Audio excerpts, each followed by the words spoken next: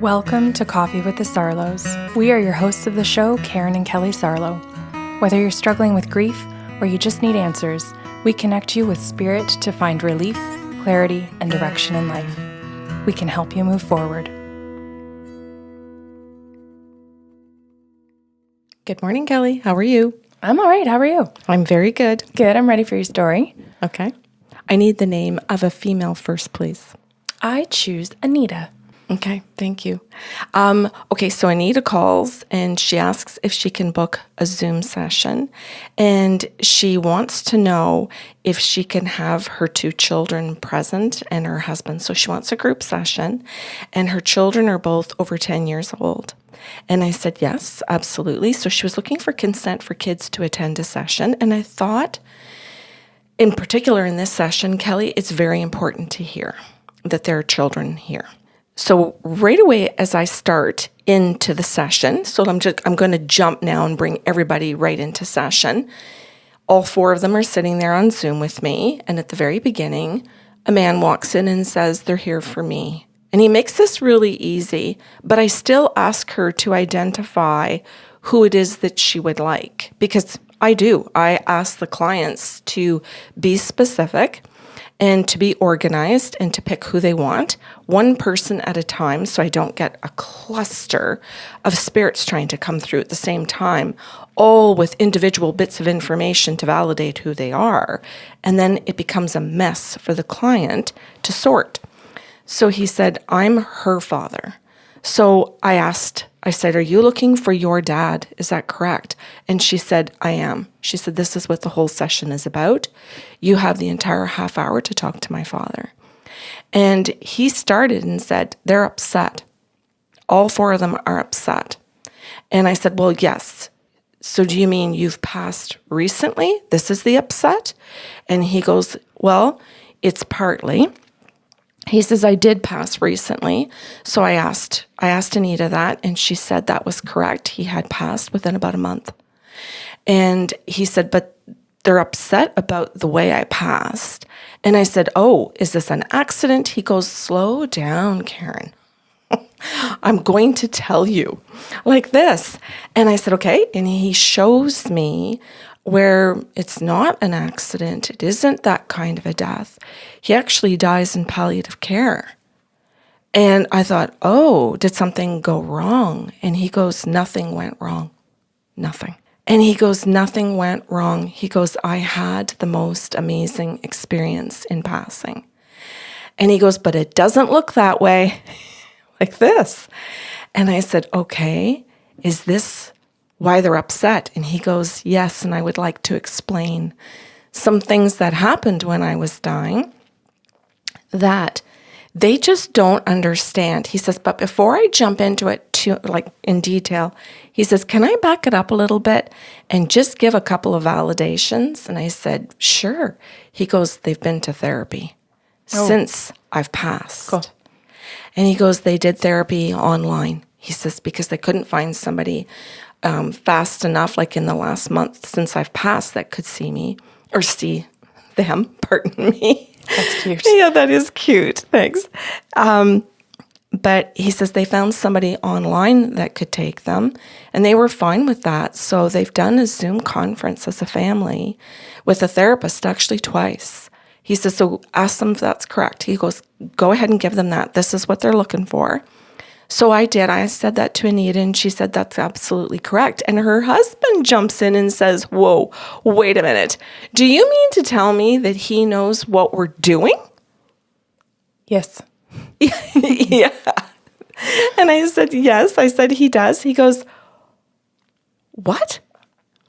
And you can see the pause because he's trying to check in with a belief system that said they would be far away and wouldn't know this stuff. So you can see where he's like, "Well, wait a minute. That's not what I was told. But here you are giving me something concrete, scientific, like proof." And I was going to say scientific proof, but you're giving me proof because this is correct. Like, we've even gone twice. Like, okay, hold up. And you can see where he's trying to think and sort through, do I let go of that belief then? And you can see him change. You can see like his emotions. And it's like, well, you know, Kelly, it's a split second where he's sitting there going, wait a minute. Yeah, like an egg cracks, Yeah. you know, and it's just like everything changes. Nothing is the same from that moment on. Yeah, that's a good example. Thank you. I like that. So then Anita says, what else does Dad want to say about this? And her dad says to me, I need to talk about the fact first that in therapy, they try and ask the therapist questions about my death. Like she can talk to dead people. Or she's been dead and she understands what a death experience looks like. And the therapist put her in her place and said, Anita, I don't know how to do that. I'm a therapist. I love it because it's almost like when you're a little kid and you think your parents know the answer to everything and the parents like destroy your world when they're like, I don't know. Yeah. Right? A therapist now being like, hey, whoa, like you're putting too much on me. Yeah. That's not my specialty. Yeah. And the therapist came through, as he's telling me to repeat to her, came through to say, I have my own religious beliefs around all of that, and I shouldn't be imposing them upon you. Healthy. Yeah. And you should be seeking your own answers to the people who can provide you with that, and then make your own decision as to whether you choose to believe it or not. And that should be a process individually for you and your partner, and then how you're going to raise your children. And your children are over 10 years old. They're going to have some of their own ideas now. Mm-hmm. So you can come back to therapy and we can discuss all of that. And I can guide you through a healthy process of how you discuss something where you have different beliefs, if you do. But that isn't my specialty. So here they are. And I repeated that to her. I said, this is what Grandpa had told me that they had experienced at therapy. And her husband again goes, wait a minute. He goes, wait a second now. So my father-in-law was able to go to therapy with us, and he just died within the last month. So he's already going through some things, and you're proving to me that like he was at therapy with us. Like, what the heck? And he turns and his little girl looks at him and he goes, you were right. Nice. Yeah, to his daughter.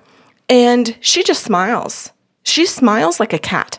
She smiles like, yeah. I knew the secret. Yes. Oh, I like how you're saying that. Well, why did you say like a cat?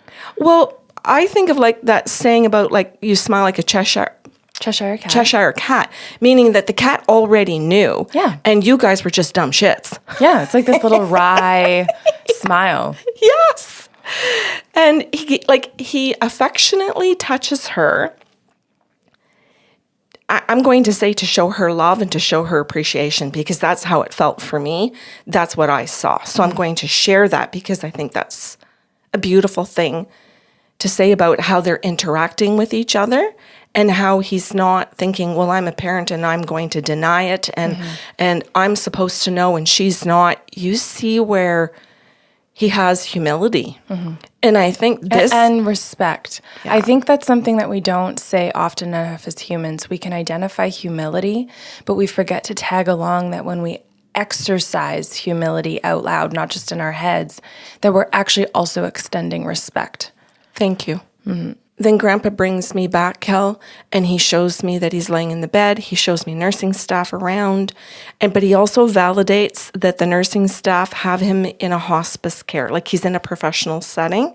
He's not in his home. Mm-hmm. So I use that as a validation to give to the family again, and Anita confirms. And I'm also noticing that Anita is the one that's going to confirm everything, and that you do see some of the other ones kind of like sitting in their chair, like, oh, she got that right.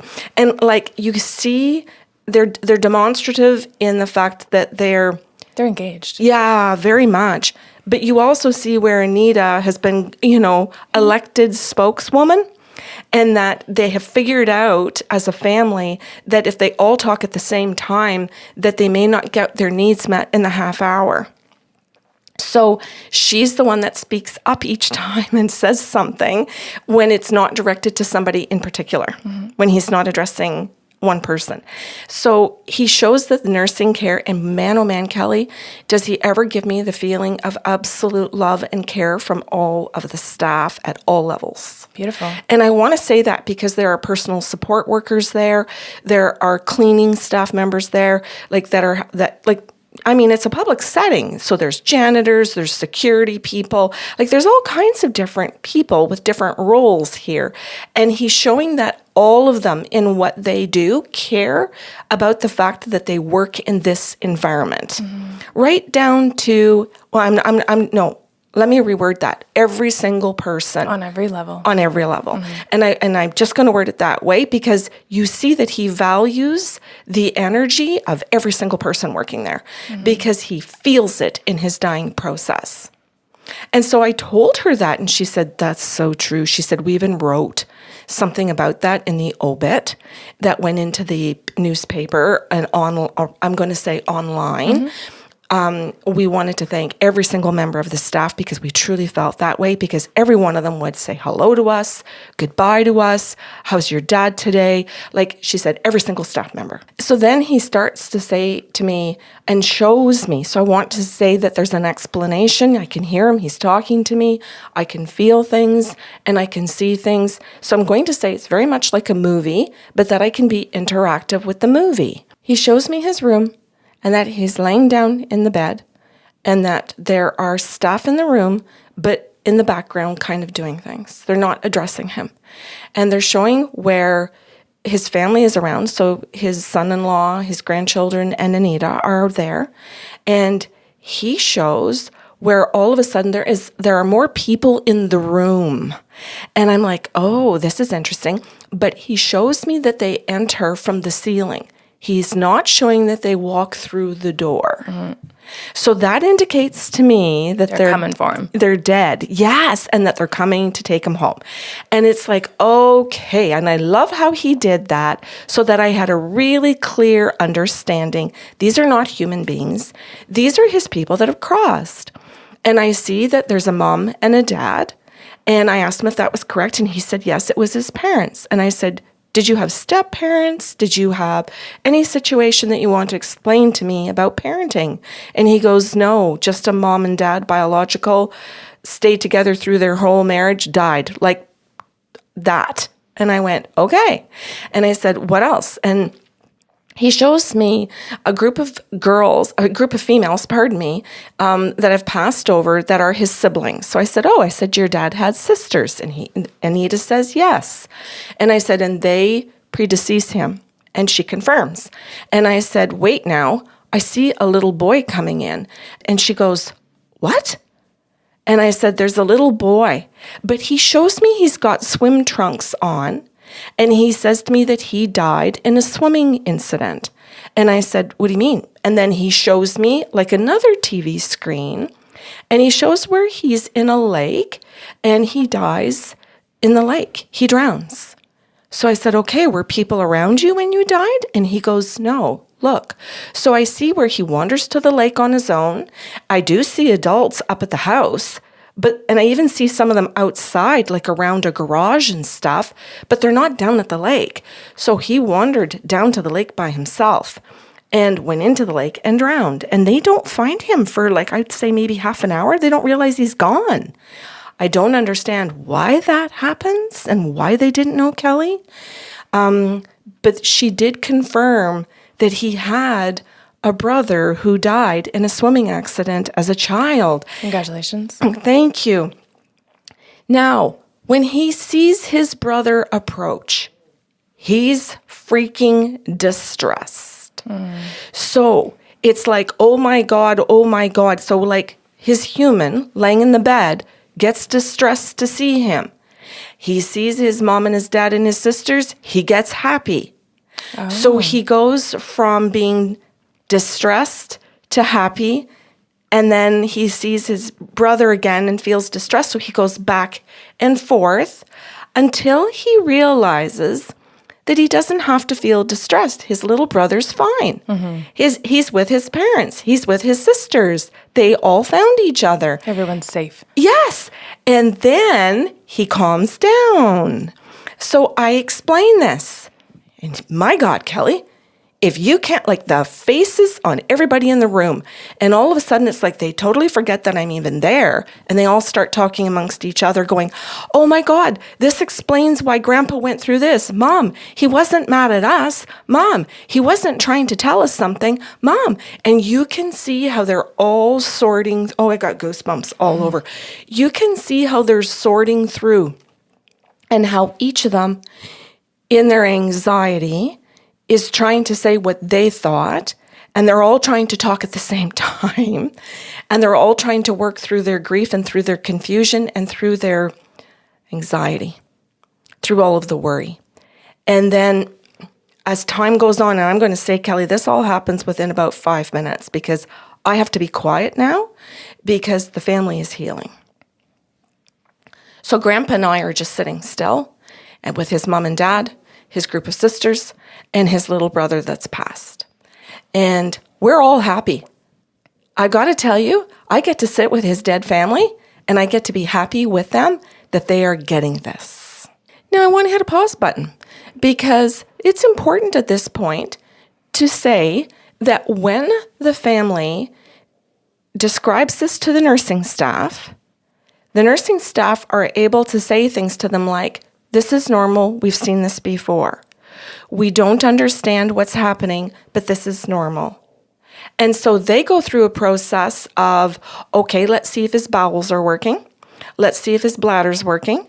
Let's see if he's in any kind of physical distress. Let's see if there's any obstruction of an airway. And so they go through a protocol, and this is good, normal, and healthy. This is professional. They know what they're doing, and they're calm about it. And so I said to the family, all of them, I said, the nursing staff handled this properly. I said, they did exactly what they were supposed to do. They followed their policies and procedures the way that they are supposed to with the knowledge that they have.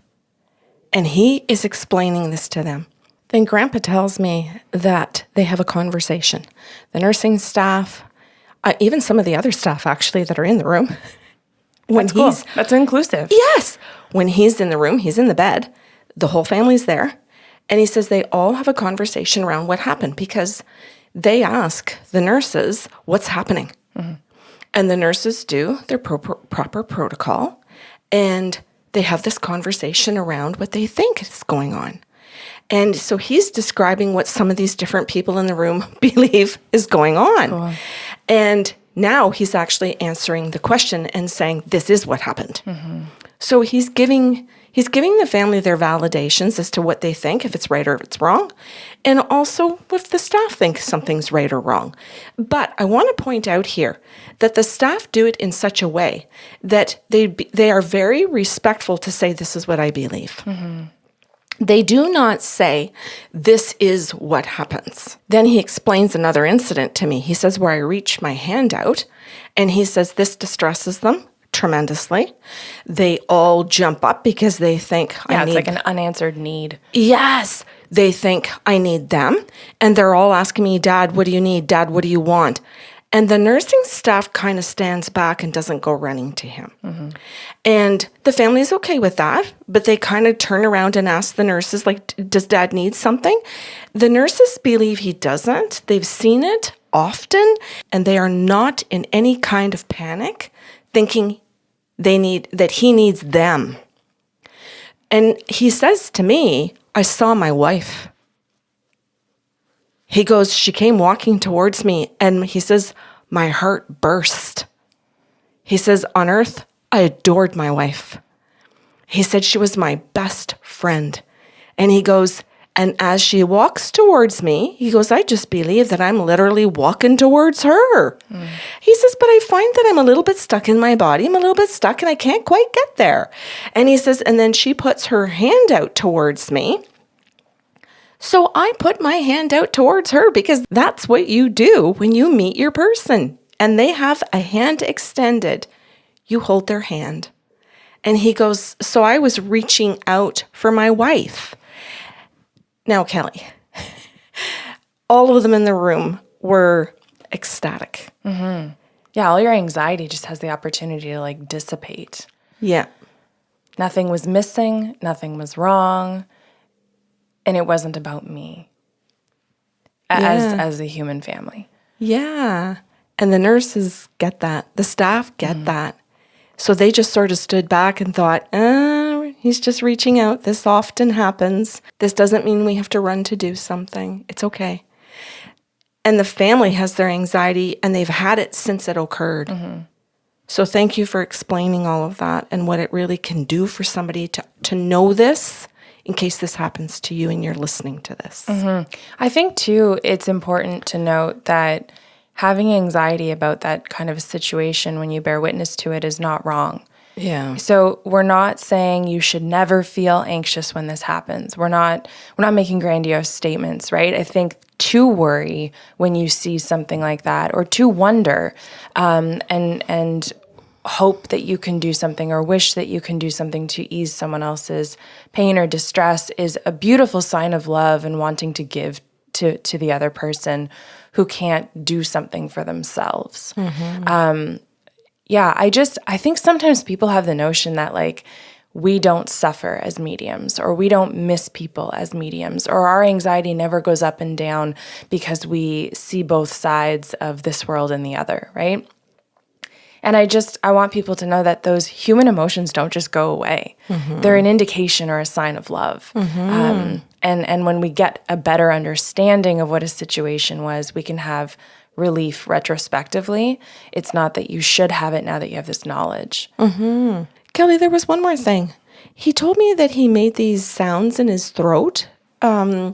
I'll say in that last day before, and I think the word he referred to was a death rattle, and I'm not positive, but I think Anita confirmed that that was the word the nurses used. I'm not positive about this, but he had some kind of a gurgly sound in his throat, and he confirmed that he wasn't choking. He confirmed that this wasn't something that was distressing, but that it was a normal process of a body dying, and that he wasn't in personal distress over this.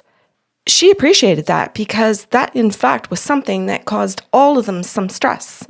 And they did want to know. They did approach the nurse and say, what's going on? He's doing this. Is he choking? What's going, like, do you need to roll him, move him? There was some anxiety over it. So each of them in the room thanked me for explaining that. Even though I couldn't truly explain it in a real deep medical way, he was just simply affirming for them, this wasn't something that was bothering me.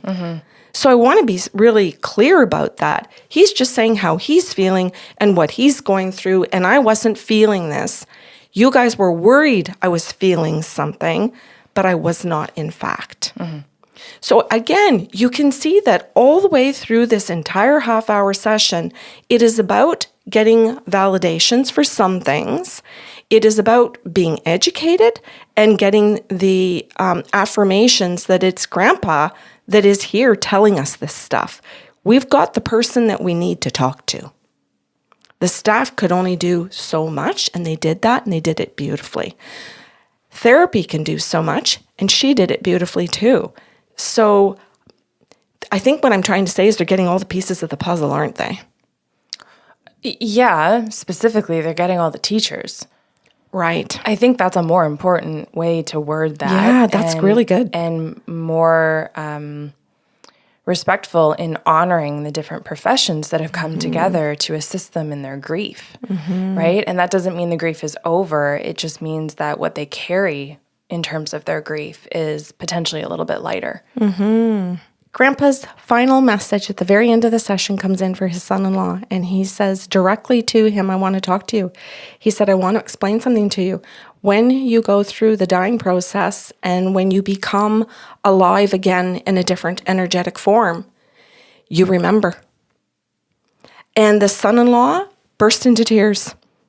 And I said, are you okay? Did I do something that didn't want to hear it? Was this a boundary crossing? And he goes, no, no, no. He says, my father-in-law and I had a lot of conversations before he entered the final stages of palliative care. He said about the death process and what we both thought it might look like. And we wondered at one point if it was possible that you weren't lost, that you don't go through feelings of being lost, trying to find people, trying to figure out where to go, what to do. Do you have a body? Don't you? Can you hold on to the idea of it? Is it energetic? We had so many amazing conversations. And at one point, we did wonder if there was a remembering. Rather than a learning or an aha. Yes. And do you, what a beautiful feeling it would be that if it's a remembering, there would be comfort in it because it's something you already knew, that it was familiar and loving and kind versus something new and that you don't know. So you kind of have to be open to a new experience. Karen, this is a beautiful session. I'm so glad that you put this together, and I also cannot wait to share my coffee with the Sarlos next week. Oh! Because it is going to be a beautiful, to be continued kind of story from this. Then I'm so happy that you're my daughter. Same. It's the fullness of life. Mm-hmm. I'm overjoyed right now, and I have no words. That's great. I love that. Are we done with the story itself? Okay. And I'm tearing up. Yeah, that's fair. I think it's so beautiful, not just in the things that we can take away as listeners and witnesses of the story. It's also beautiful in that we got to hear about a family that really is the definition of family, right? That support system, that safety, that love that, we're told both holds you and lets you be free at the same time. In children as young as just over 10, that's remarkable. Mm-hmm. And I think it also gives us hope that is out there, that we can create it, that we can become it, however, whatever angle you want to take with that. Thank you so much for giving us a show on grief specifically, because I know a lot of our stories come from a place about learning hard lessons so that we can continue living and getting them right? And this one was very much about how do I experience grief in a healthy way? How do I crack my belief system so that grief can be something beautiful and not just sad or scary or something that makes me hold my breath? And it sounds like to me that this family sat down and said, we've been holding our breath since. Can you help us with that? You did a beautiful job. Grandpa did a beautiful job. And again, the humans in that family showed up with beautiful responsibility to fully understand and learn and support one another. I'm proud of all of you. Well, I want to say thank you, and I also want to point out how beautifully you explained all of that. And hopefully, Kelly, that people listening will re-listen to the part that you said at the very end. Cool. Thank you. Thanks for listening to Coffee with the Sarlos. If you enjoyed the show today, help spread the love with a like, share, or review of the podcast. See you next Saturday with a brand new episode.